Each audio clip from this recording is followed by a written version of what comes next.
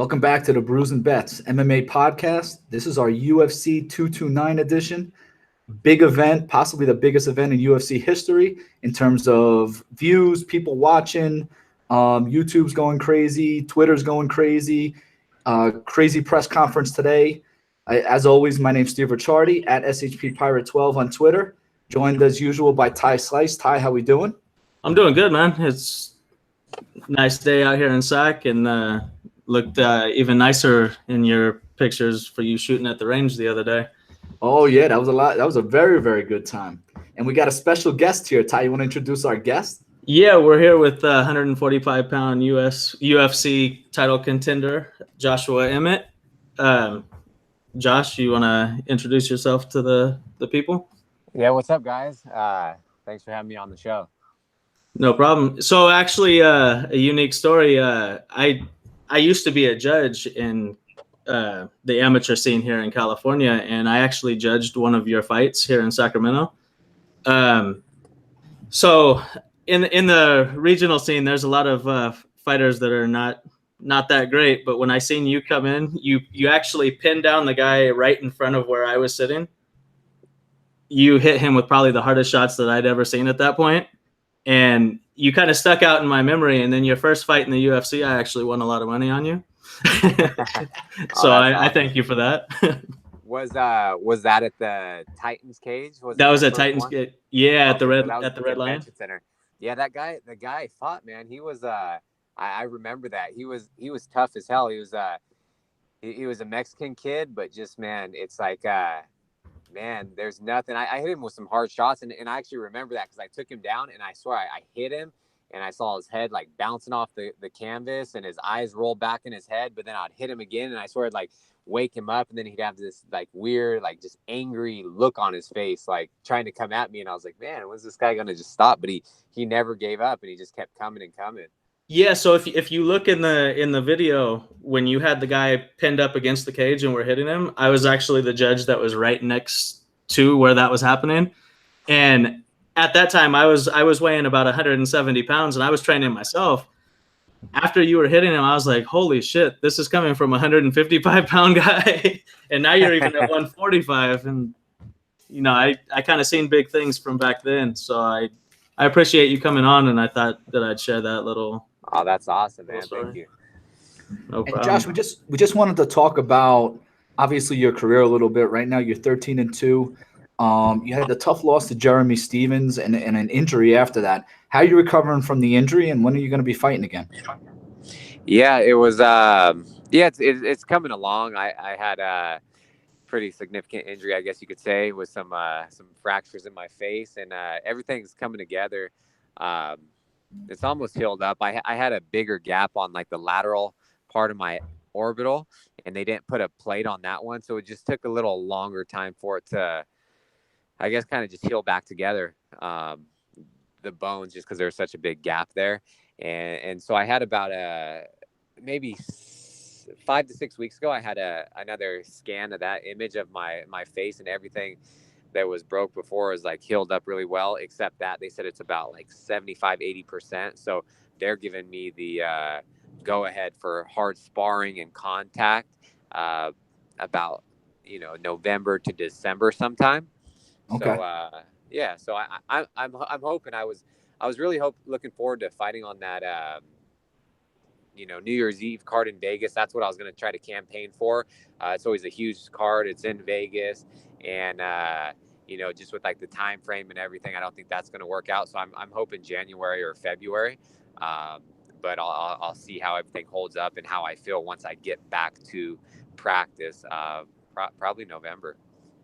Is there a specific fighter or ranking that you would like to target in terms of opponent?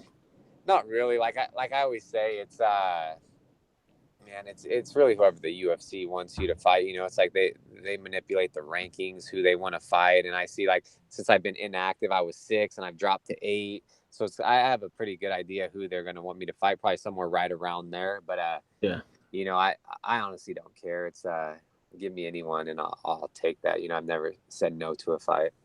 Yeah, definitely. Yeah, and I think you had some pretty good momentum going with the knockout against Lamas.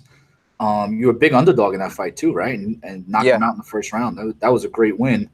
And then what happened with Stevens, and then just sitting out here. Obviously, you want to get back in that cage. I guess we'll start talking about some of these fights. I just noticed that you actually fought Scott Holtzman. So we're going to talk about that fight, but I thought maybe let's just talk about that fight. Start there since you have some firsthand experience with that. But Alan Patrique and Scott Holtzman is fighting on this card. Patrique's a decent favorite here. Who do you like in that fight? How do you think they match up, and what do you think Scott Holtzman brings to that fight? And I don't know too much about Patrique. Has he been off for a little while, or? When was the last time Patrique fought? His last fight was Demir Hadzovic, and he beat him pretty good. Again, Patrique's more of that guy that goes for multiple takedowns. He's looking to really just ground you most of the fight. I mean, he's had fights where he's had 5, 6, 7, 8 takedowns. He's 15-1. Patrique's been off since February, so not too long of a layoff. Not that long. Yeah. Yeah, so I don't know, but Holtzman, he was man, he's a tough guy. He used to play pro hockey. He was strong as hell. He was a big lightweight, and he was another guy that just kind of kept coming and coming. He'll go for a lot of takedowns. He hits hard. But yeah, personal opinion, I would like to see him pull off the win. He's a good dude. But honestly, I don't know too much about Patrique, but so that's hard for me to pick. But I'm gonna go with Holtzman just because I fought him. Yeah, I kind of like Patrique by decision. I think that he's going to be able to ground Holtzman. I don't know how good his wrestling is going to be compared to Patrique, because Patrique just gets all over you. Ty, what do you think about that fight? Yeah, kind of what I said on the other podcast that we did. Patrique is pretty much a wrestler that has takedowns. He doesn't go for many advances or many strikes on the ground. Holtzman's pretty aggressive. He shoots in for a lot of takedowns, but he also gives himself up also. So his wrestling defense is not the greatest. So I think it sets up for Patrique to take him down and pretty much grind out a decision. Yeah, so let's get right into this next fight. We're going to go right to the main card, and we're going to do the five fights in the main card and let Josh kind of go through his picks too. So the first fight on the main card is Michelle Waterson and Felice Herrig. A lot of sass today at the stare downs at media day. Right now, it's basically a pick 'em. Felice Herrig's -120. Waterson is +100. Josh, who do you like in this one? I'm gonna go with Waterson. I feel like I don't know. She's just a little elusive, a little like her style's unorthodox, and she has great stand up coming from a taekwondo or karate background, right? And then I feel like she's evolving as a jiu-jitsu practitioner as well. So I could see her getting a big like flashy knockout or TKO, or just kind of grinding out the decision. So I would go Waterson by decision. What do you think in this fight? Yeah, for me, I'm back and forth on this fight. Initially, I thought that Felice was going to be able to take her down and kind of control her and execute her game plan. But I do see what Josh is saying. Waterson, she has legit striking, and I think that she holds an advantage there. And even when it goes to the ground, I was getting some feedback there, but no, even when it goes to the ground, I think that she has enough to compete with Felice. And I've been going back and forth on this. I don't know if I'm gonna actually place a bet on this fight, but I'm excited to watch how they go out at it. Yeah, and I'll be honest with you, I'm going back and forth also. Originally, I liked Felice Herrig because I just figured she'd be the bigger of the two fighters. Michelle Waterson used to be an atomweight, so again, she's fighting at 105. This fight's going to be at 115 pounds. So she doesn't really have to cut much, but Felice will definitely be cutting. Very, very strong girl. She's got guns on her. The one bet that I like, because this is a betting podcast, so the one bet that I do like is Waterson by sub is +900. I think that's a great bet. Waterson actually subbed Paige Van Zandt previously, and she actually had Courtney Casey's back at one point, and Tisha Torres is back at one point. She really likes the rear naked choke. So at +900, I wouldn't mind taking a stab at that. Any bets for this fight? Josh, are you a bettor? I don't even know if you're a bettor. We didn't even ask you. Yeah, no, for sure. I'll place some bets. I'm I've won some big ones. I've done like an 8-fight parlay, and I took 2 underdogs in that parlay and came out big. But yeah, no, I like to bet on some of the fights. I feel like anytime there's like a quite a big underdog, I'll go with them, because that's where the money's at, especially when it's a huge favorite. Yeah, definitely. But when it's just kind of a pick 'em, not too many times. I guess I'll go just play it safe and go with someone that I feel really confident that's going to win. But yeah, I really just bet when there's a big underdog. Yeah, and I think in this fight too, if you're going to go and you're going to play either one of them, a very safe bet would be to pick a fighter by decision. Yep. I do like the Waterson sub prop, but I mean, if you're going to play for Felice Herrig, I think you play her by decision. But Ty, you like any bets in this one? I'm personally staying away from the betting on this fight, but I do think it's going to be a decision. So whoever you're on, you get plus money on the decision prop. All right, so let's get into this next fight: Derek Lewis and Alexander Volkov. The line is closer than I thought it would be. I think it was a little bit wider earlier in the week. Volkov is -170. Derek Lewis is +150. Josh, go ahead, take it away. Who do you like here? I'm going to go with Alexander. I feel like Derek Lewis, he's powerful. He has that knockout power, but I feel like, man, he seems to get a little tired here and there, and I could just see Alexander just kind of outclassing him, and I could see him pulling off a big knockout win. Yeah, I agree 100%. Volkov's really long. He's going to keep his distance, and he's a really aggressive fighter that's going to put the pressure on Lewis from the distance and kind of force him into that one power shot. And Lewis has the knockout upside, but I think that Volkov's just going to stay at range, pick him apart, out volume him, and wear Lewis down, and maybe get a late first, early second round finish.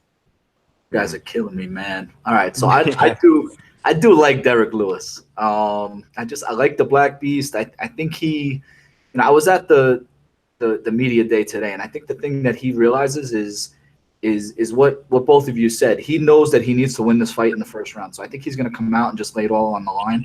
So if you're going to make a bet here, I think Lewis wins by because again, if you're going to play them straight, play them straight. But I think this is going to finish. So I like Lewis wins by TKO, KO, or Volkov wins by TKO, KO. And both of those are +200 right now, +220 and +235. So if you want to put a play on either one of these, I think Lewis has one path to victory, and that's by a first round or maybe early second round KO.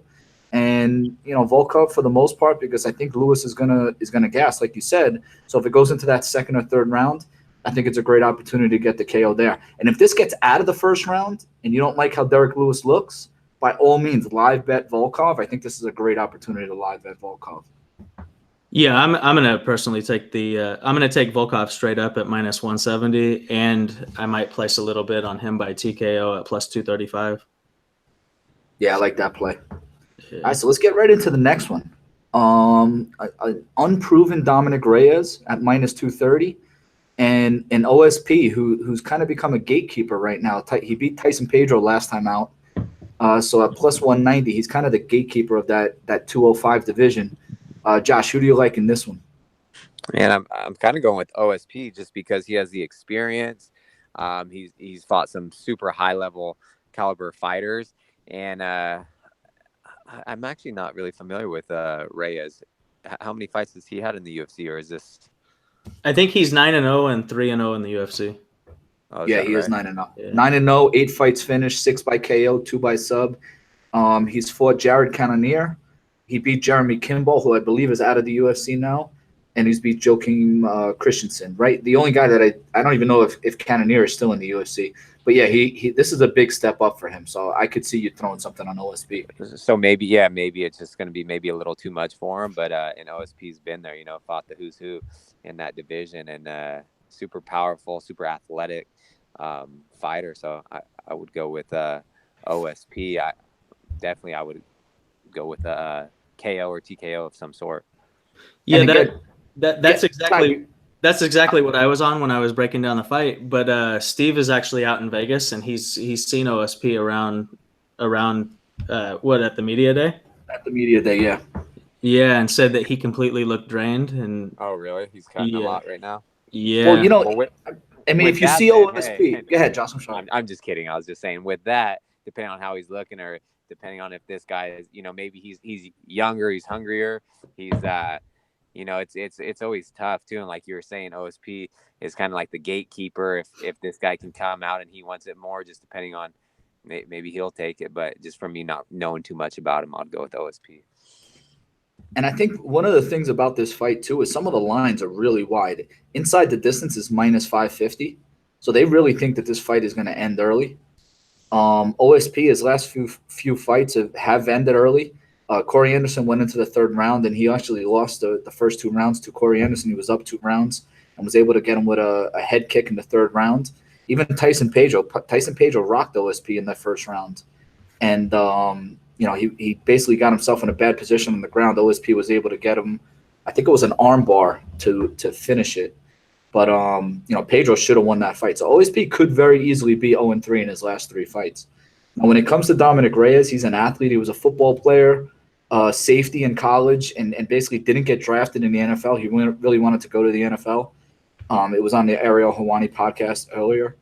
And, everyone thinks this fight's going to finish. So, again, some of the bets, Reyes inside the distance, minus 159. OSP inside the distance is plus 280. Fight won't start round 2 is something I kind of like. I may sprinkle that on. And, again, Ty, we're in Gamble Master, right? Yeah, we're playing that. So I got to figure out what I'm gonna bet. But fight won't start round 2, minus 116. Any of those numbers, Josh or Ty, you like any of those? For me personally, I'm gonna wait until after the weigh-ins before I settle in on a bet for this. Because if OSP is as drained as you said today, how is he gonna look overnight and into tomorrow? It could go really bad for him. And if he looks completely drained at the weigh-ins, I'm gonna try to get Reyes at minus 230, and maybe even Reyes via TKO. Actually, Reyes is good on the ground too, so I might just do inside the distance at minus 159. Yeah, he is good on the ground. Yeah. Was that right? Yeah.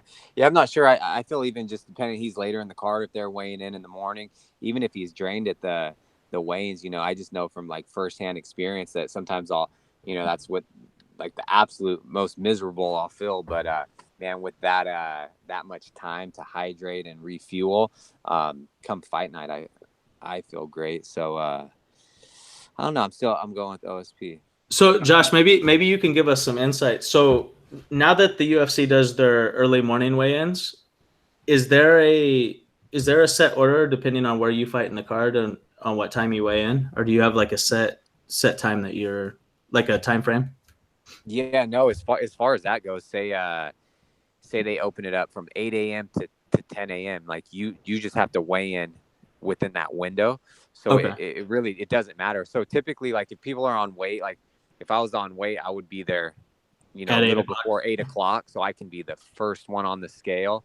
Yeah. I feel like some of the other people that come in towards the end, that they're still cutting weight. Yeah. But so there's no order at all. But I obviously the sooner you get in there, make weight, you weigh in at 8 a.m. That way you can go eat an hour or 2 hours above. You're already above everyone. You can go hydrate, and then especially fighting later in the card like that. So he's right before the co-main event. He'll have so much time, to hydrate, or that's just my own. Have you ever had any issues with weight cutting? Yeah, the only one I had ever was the Lamas fight. I took that fight on 3-week notice, and it was just it was difficult. It was so I actually missed weight by 2.5 pounds, but I actually was lighter come fight night, and I had a tough time because I got to the point where I just couldn't even sweat. So normally I'll fight the next night around like 168. I was actually 165 when I fought Lamas fight night, but I didn't make weight by 2 pounds. So it was a little weird. I missed it by 2, but I was actually like 2-3 pounds lighter. And did you feel the difference on fight night? No, I felt super drained for that one because I still cut a ton of weight in 3 weeks. Yeah.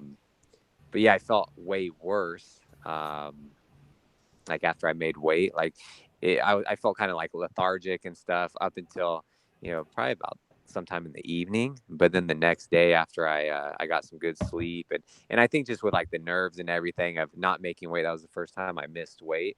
I was just kind of like beating myself up, and that felt like a loss to me. I felt like I let everyone down, but my coaches talked to me and said, hey, you know what, you need to just move on from it. You can't do anything about it. Like, who cares what people say? We're here to fight and we're going to win still. So once I got over that, then I did my shakeout in the morning. I felt great. And then, I felt great before the fight and great in the fight.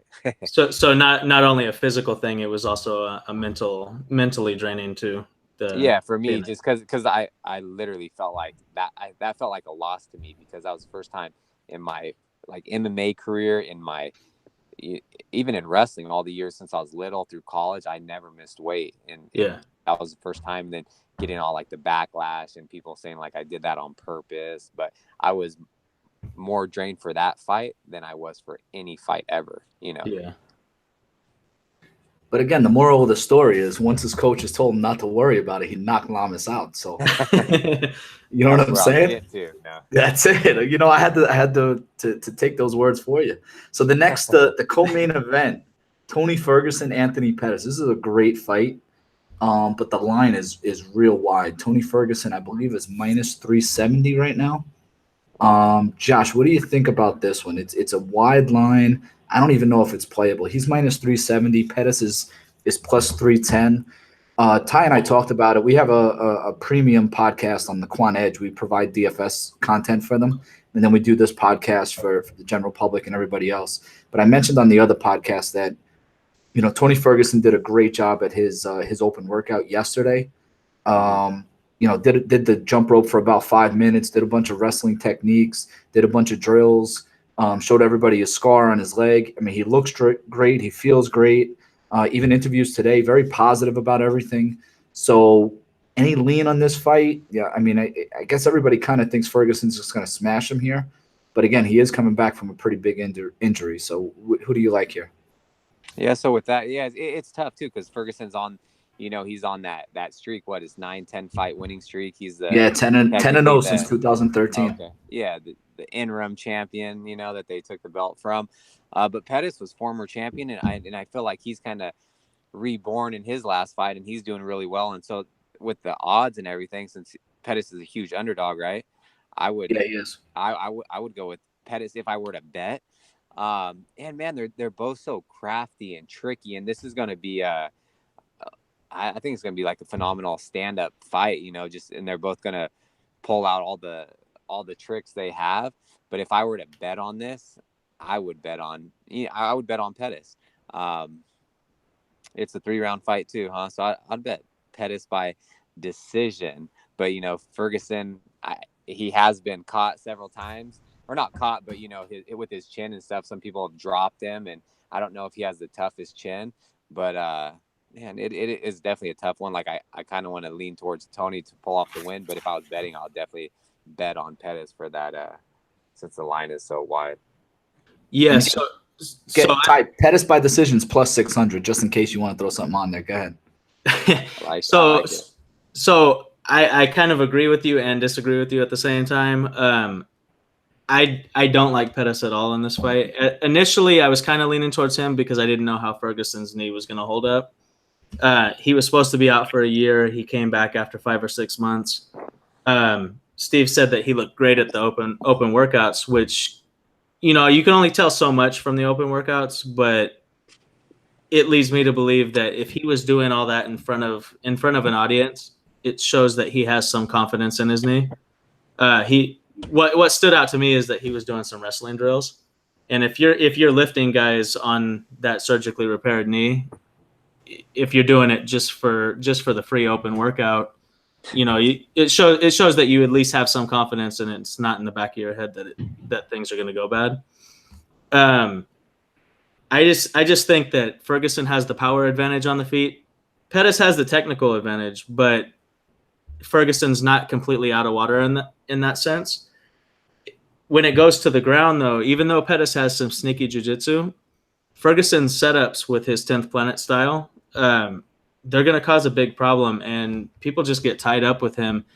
I'm not really confident enough to bet it at minus 370. So I do think that if you're going to bet it, it's either you bet on Pettis or you just watch the fight as a fan.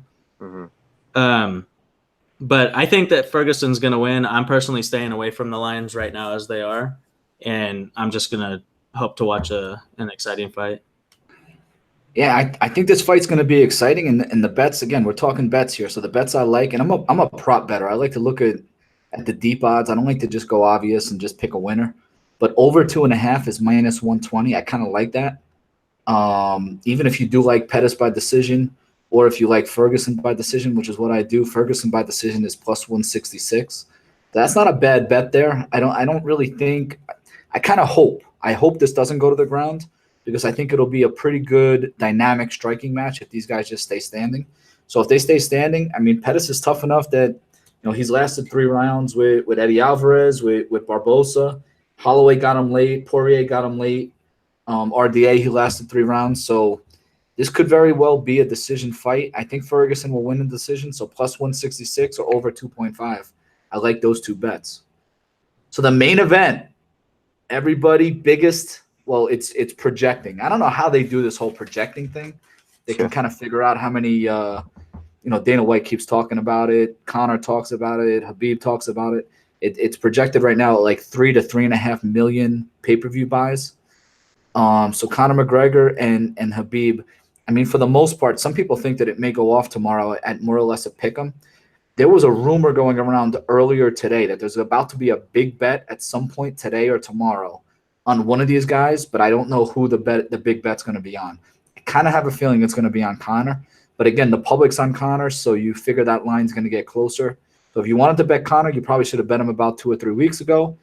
But Josh, what do you think? Who's going to take this? How do you like it? Let's go method of victory, who you like, and round. Man, and this is a tough one, which you guys know. It's my whole thing is, it's like, can Khabib get his hands on Conor before he gets knocked out? It's I feel like if Khabib gets his hands on him, takes him down, his pressure is wrestling something else, and I know Conor's been training wrestling, but you can't learn wrestling in a 3-month camp. You can't learn how to wrestle on his level years and years, so it's I feel like it can go either way. But Conor, he has such great striking, he has power in that left hand, and he's really good at keeping the distance. So I feel like he's going to keep him at bay with some kicks, and I feel like, man, I don't know, it's just I don't know, it's tough. Like, will Conor knock him out, or will Khabib pull off a decision win or just TKO? But if I was betting, I'd probably go McGregor by knockout in the first or second round.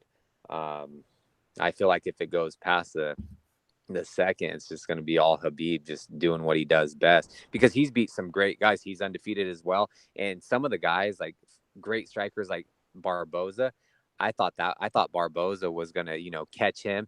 And I think he's one of the best strikers in the lightweight division, his Muay Thai.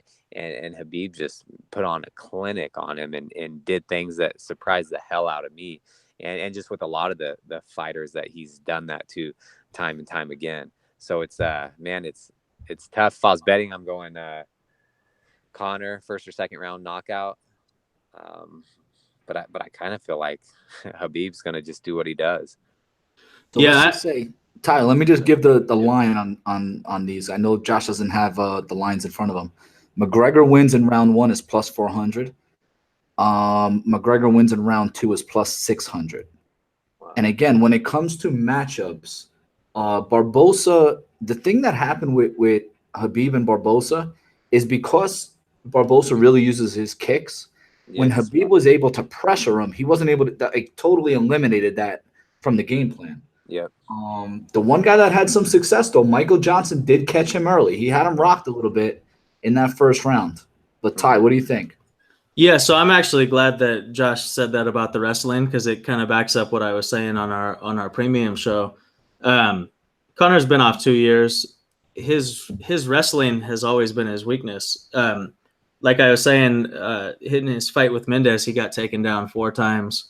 I know you said it was on short notice, but you get taken down 4 times like that. Khabib's a different style of wrestler.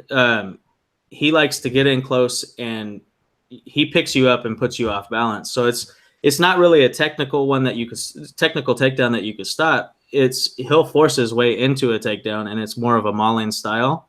And I know he's used that word a lot this week, but realistically, that's what he does.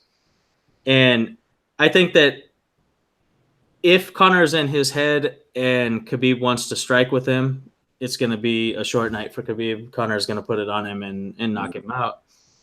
If Khabib sticks to his game plan, he's going to go in for the takedown. He's going to get numerous takedowns. He's going to maul him. And I could see him finishing Conor either by ground and pound or a submission, like maybe late second, early third. I think that Khabib has good enough training partners around him that they're going to keep him focused and keep him on the game plan, and he's going to keep his perfect record in his title. Now, again, Ty, you already know this. I have an 8-unit bet on Conor McGregor. And again, the reason I did that at plus 170, I believe it was, I got it at, is because I really thought that this line was I really thought it was gonna flip. But I'm hoping that it gets to the point where I can kind of, half it and put a bet in on Khabib and Khabib and go from there. But the bet that I'm actually looking at right now, if anybody doesn't have any skin in the game right now, if you want to take Khabib wins inside the distance, it's plus 140. So if you think Khabib's going to come out and win this fight, I think a lot of people think that Conor at some point is going to fade in this fight. Maybe it's the second, maybe it's the third round. But I think Khabib, if he wins, I think it's going to finish inside the distance, maybe in the third or fourth round. So at plus 140, that's a good plus money bet. You know what I mean? Opens it up for a lot. That's kind of what I was alluding to on the Quant Edge podcast that we did. In Conor's fights with Nate, he hit a wall in that second round in the first fight. Granted, he was carrying more weight and everything, but he hit a wall. The second fight, towards the end of the second round, beginning of the third, he hit that same wall, but he was able to get a second wind earlier after Nate didn't finish him. Then if you fast forward to his boxing match with Floyd, around like round 7 or 8, he kind of started getting tired in that too. So as good a conditioning as he's in, for some reason, around a certain point in the fight, he just kind of hits a stall. And if he does that versus Khabib's going to keep the pressure on him. And, Conor's not used to wrestling for a full 25 minutes, and he's going to have to wrestle for 25 minutes in this fight.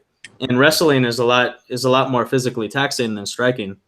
And, I think that if he doesn't have his cardio on point, or if something genetically causes him to hit that wall, he's going to be in trouble during that time period until he hits his second wind. And that's kind of why I'm saying like the end of the second, early third for a stoppage, because I think he's going to hit that wall, and Khabib's going to end up getting him down, getting his back, and choking him. Yeah, and that's what I was going to say too, because like in the Diaz fight and the Mayweather fight, he's standing there, he's striking a lot, boxing of course, but like you said, wrestling is, man, you exert so much more energy, and Khabib's all he's going to be doing is going for takedowns, putting him down. I feel like if he puts McGregor on his back or puts him down there, man, McGregor, I don't see him getting up.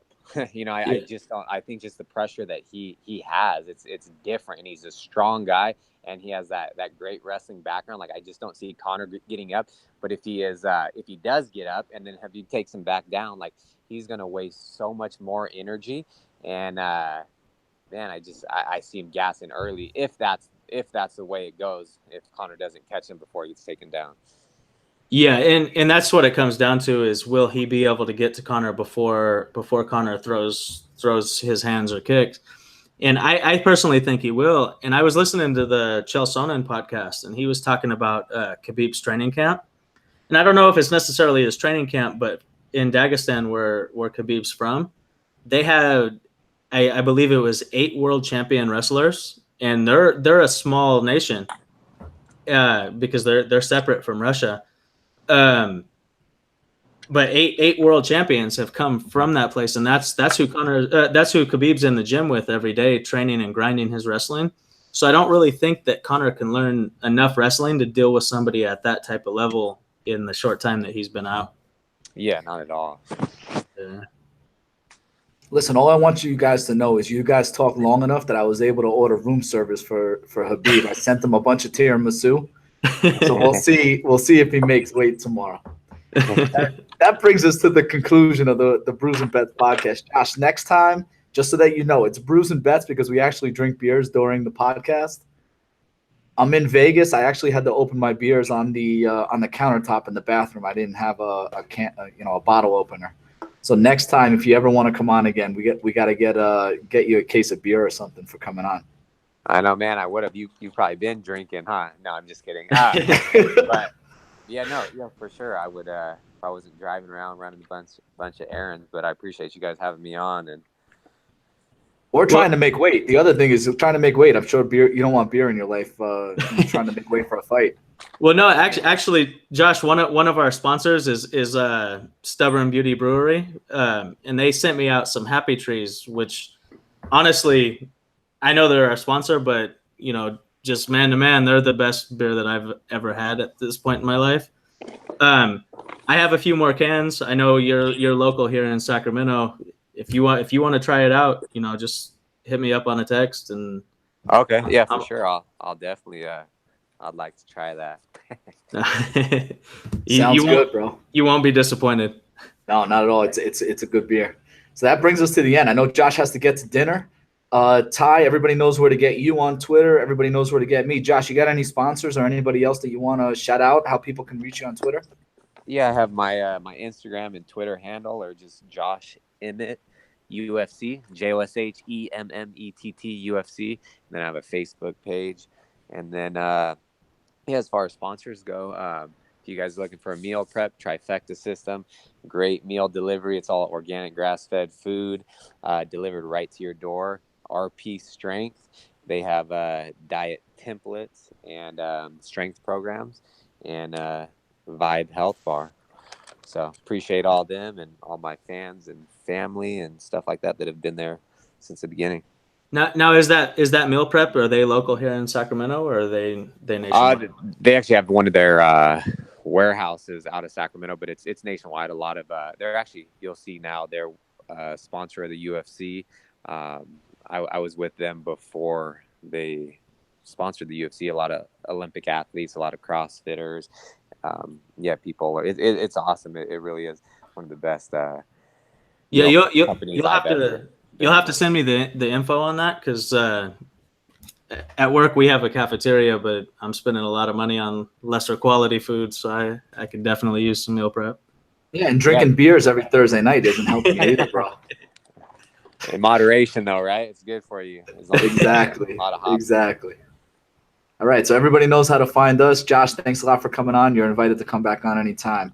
Brews and Best, one of the best podcasts going out there.